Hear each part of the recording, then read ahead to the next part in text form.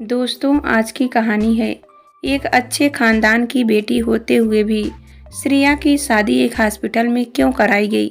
कहानी पसंद आए तो वीडियो को लाइक और सब्सक्राइब जरूर करना। सुबह से ही अनिल जी ने पूरे घर को सिर पर उठा रखा था। अभी घर की पूरी सफाई नहीं हुई, फूलदान में ताजे फूल नहीं सजाए गए, मेहमानों के नाश्ते खाने की पूरी व्यवस्था नहीं हुई। कब होगा सब, कहते हुए वह झुझलाए फिर रहे थे। अनिल जी की बेटी श्रेया को इतने बड़े खानदान के लोग देखने आ रहे थे। लड़का सॉफ्टवेयर इंजीनियर था, बहन कॉलेज में लेक्चर और पिता शहर के जाने माने बिजनेसमैन। अनिल जी सोच रहे थे कि यहाँ रिश्ता हो ही जाना चाहिए। अनिल जी आर्थिक रूप से संपन्न थे, सरकारी विभाग में ऊंचे पद पर कार्यरत थे। शहर में निजी फ्लैट और 2 दुकानें भी थी। पत्नी अध्यापिका थी। बेटा श्रेयांश इंटरमीडिएट के बाद मेडिकल की तैयारी कर रहा था और श्रेया का बैंक में चयन हो गया था। फिर भी लड़के के पिता विष्णुकांत के सामने उनकी हैसियत कम थी। विष्णुकांत के पास 2 फैक्ट्री, एक प्रेस और एक फार्म हाउस था, जिससे उन्हें लाखों की आमदनी थी। इसी कारण से उनके स्वागत सत्कार को लेकर अनिल जी काफी गंभीर थे। दोपहर 1 बजे कार का हॉर्न सुनाई दिया तो अनिल जी तुरंत पत्नी के साथ अगवानी के लिए बाहर भागे। थोड़ी ही देर में ड्राइंग रूम में विष्णुकांत अपनी पत्नी और बेटी के साथ पधारे, परंतु श्रेया जिसे देखना चाहती थी वह कहीं नजर नहीं आ रहा था। तभी जोर जोर से हंसता, कान पर स्मार्टफोन लगाए एक स्टाइलिंग युवक अंदर आया। लंबे बाल, बाहों पर टैटू, स्लीवलेस टी शर्ट और मैगी जीन्स पहने वह युवक अंदर आते ही अनिल जी उनकी पत्नी को हेलो कहकर सोफे पर बैठ गया। श्रेया, माँ ने आवाज़ दी तो श्रेया नाश्ते की ट्रे लेकर ड्राइंग रूम में पहुंची। बैठो बेटी, कहकर विष्णुकांत की पत्नी ने उसे अपने पास ही बैठा लिया। उन्होंने परिचय कराया। प्रतीक, इससे मिलो, यह है श्रेया। ओह, तो प्रतीक है इसका नाम। सोचते हुए श्रेया ने उस पर एक उड़ती नज़र डालकर बस हाय कह दिया। खुशनुमा माहौल में चाय, नाश्ते और लंच का दौर चला। सबकी बातचीत होती रही, लेकिन प्रतीक तो जैसे वहाँ होकर भी नहीं था। वह लगातार अपने स्मार्टफोन पर ही व्यस्त था। अच्छा अनिल जी, अब हम चलते हैं। मुलाकात काफ़ी अच्छी रही। अब प्रतीक और श्रेया एक दूसरे से 2-4 बार मिले और एक दूसरे को समझे, तभी बात आगे बढ़ाई जाए, कहकर विष्णुकांत जी सपरिवार रवाना हो गए। उनके जाते ही श्रेया बुनाने लगी, क्या पापा, यह कैसा लड़का चुना है आपने मेरे लिए? कितना बिगड़ा हुआ लग रहा था। अनिल जी श्रेया को समझाते हुए बोले, ऐसा नहीं है बेटा, किसी की सूरत से उसकी सीरत का अंदाज़ा नहीं लगाया जा सकता। उससे 2-4 बार मिलोगी तो उसे समझने लगोगी। इसके 3 दिन बाद श्रेया सुबह बैंक जा रही थी। देर होने के कारण वह स्कूटी काफ़ी तेज गति से चला रही थी कि तभी सड़क पर अचानक सामने आ गए एक कुत्ते को बचाने के चक्कर में उसकी स्कूटी सड़क पार कर रहे एक बुजुर्ग से जा टकराई। स्कूटी एक ओर लुढ़क गई और श्रेया उछलकर दूसरी ओर सड़क पर गिरी। श्रेया को ज़्यादा चोट नहीं लगी, पर बुजुर्ग को काफ़ी चोट आई। उनका सिर फट गया था और वे बेहोश पड़े थे। श्रेया का तो दिमाग ही काम नहीं कर रहा था कि क्या करे। तभी प्रतीक वहाँ से गाड़ी से गुजर रहा था।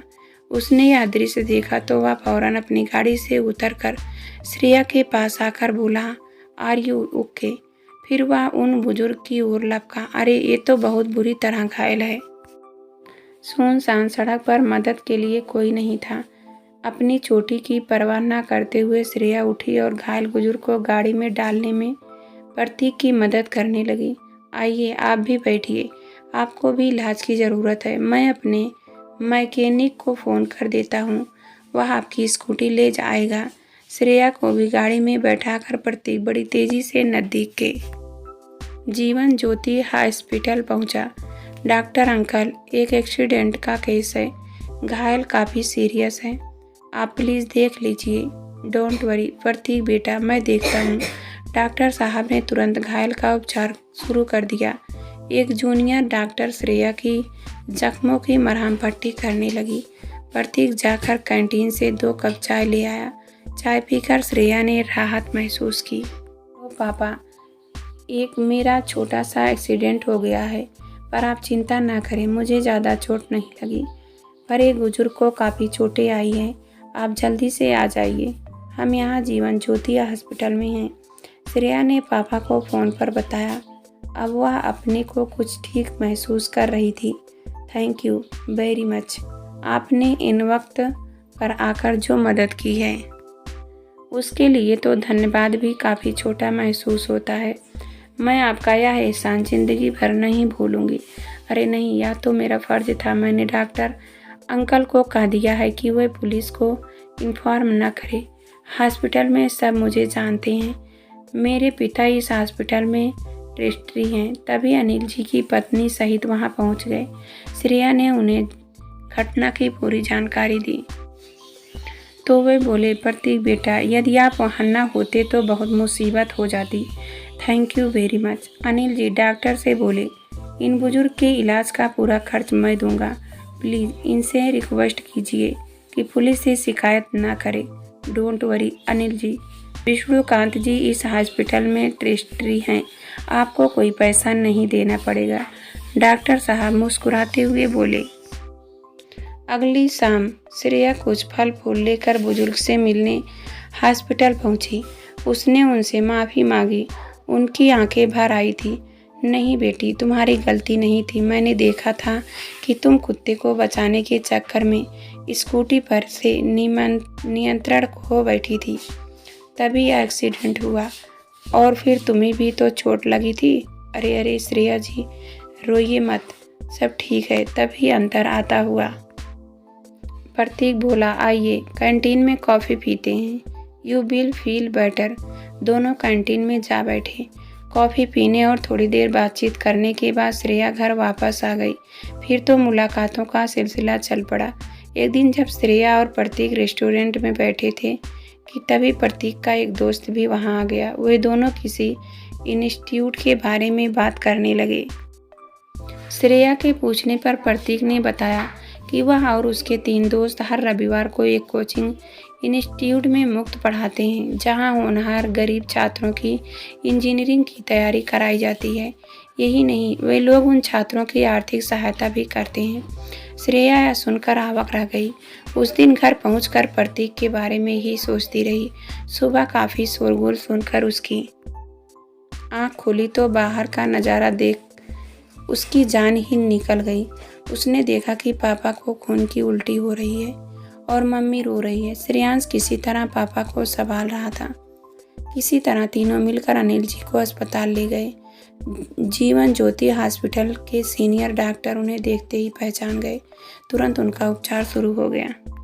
श्रेया को तो कुछ समझ नहीं आ रहा था कि पापा को अचानक क्या हो गया है। उसने प्रतीक को भी फ़ोन कर दिया था। आधे घंटे में प्रतीक भी वहां पहुंच गया।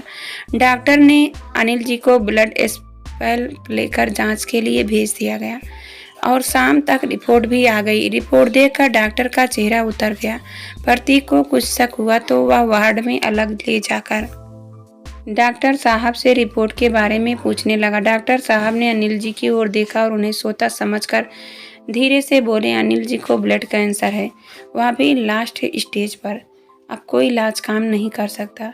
प्रतीक को बड़ा धक्का लगा। उसने पूछा, फिर भी अंकल क्या चांसेस है? कितना समय है अंकल के पास? बस महीना या 15 दिन, वे बोले। तभी आहट सुनकर दोनों ने पलट कर देखा। अनिल जी फटी आंखों से उनकी ओर देख रहे थे। दोनों समझ गए कि उन्होंने सब कुछ सुन लिया है। अनिल जी की आंखों से आंसू बह निकले। ओह, या क्या हो गया? अभी तो मेरे बच्चे ठीक से बड़े भी नहीं हुए। अभी तो मैं श्रेया को डोली में बैठाने का सपना देख रहा था। अब क्या होगा?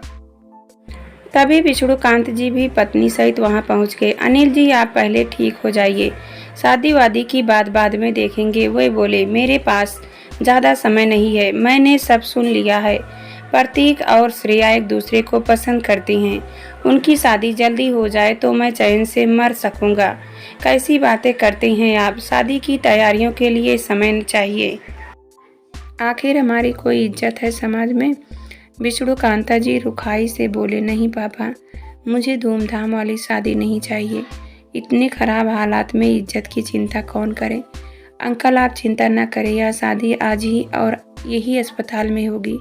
श्रेया का हाथ पकड़कर अंदर आता प्रतीक तेज स्वर में बोला। श्रेया हैरानी से प्रतीक का मुंह देख रही थी कि तभी वार्ड बॉय के मोबाइल की रिंगटोन बज उठी। दिल को देखा, चेहरा ना देखो, दिल सच्चा और चेहरा झूठा।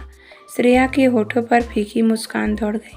पापा सच ही कह रहे थे कि किसी की सूरत से उसकी सीरत का अंदाजा नहीं लगाया जा सकता। दिखने में मॉडर्न प्रतीक कितना संवेदनशील इंसान है। प्रतीक के तेवर देखकर विष्णु कांता जी नरम पड़ गए थे। पूरे अस्पताल को फूलों से सजाया गया। वार्ड में ही प्रतीक और श्रेया की शादी हुई। अस्पताल का हर कर्मचारी और मरीज इस अनोखी शादी में शामिल होकर खुद को गौरवान्वित महसूस कर रहा था।